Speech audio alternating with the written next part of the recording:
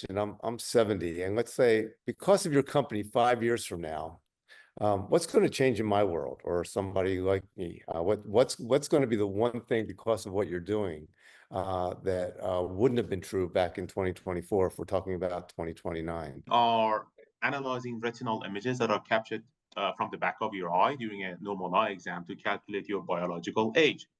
And this is by looking at indications of diabetes, hypertension, hyperglycemia, any kidney damage that eventually shows up in the eye.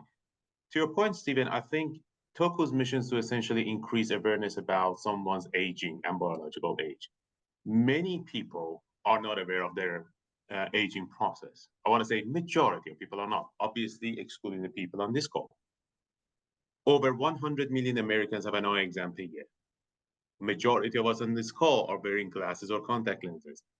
Every single of you will know your biological age in a year or two when you're having an eye exam, because the optometrist is capturing that image anyway as part of an eye exam, and our technology will tell you what your biological age is.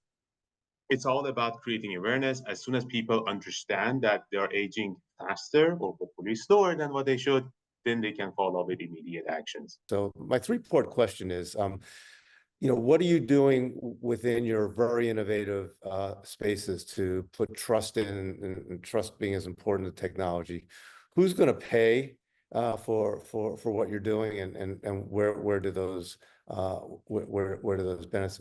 benefits accrue, and how can you make sure that the new technologies aren't just helping Steve Klasko in Miami, but helping Mrs. Jones in North Philadelphia that might not have access to a Ring and Apple Watch and the technologies that you're doing? So Toku was built on the idea of equity. So we are working in the eye care industry, optometry and ophthalmology. I'm not a clinician. I'm a bioengineer, but all of my life has been in the eye care industry. And the main reason for that was my father lost his eyesight when he was only 4 years old. And the only reason my father went blind at that age was my grandfather was too poor. So nobody looked, he went blind. So I started my journey to do something about this. And when I was 18, I thought one more doctor not going to make a huge difference, but technology will do that. That's like 30 years ago now. It took me 30 years to get here, but Toku is built on that idea that they helping people that otherwise cannot get help. So now optometry is by far, to me at least, the most accessible part of any medical healthcare system. Main reason is that it's almost at every single shopping mall, at every high street, you have an optometrist.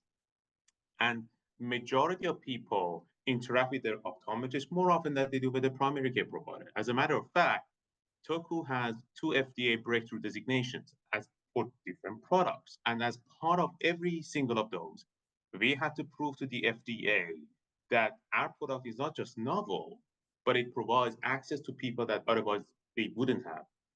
How did we generate that data? We essentially went to a whole lot of optometry clinics, gathered the information about the people that they received, and sort of categorize them by level of insurance that they have.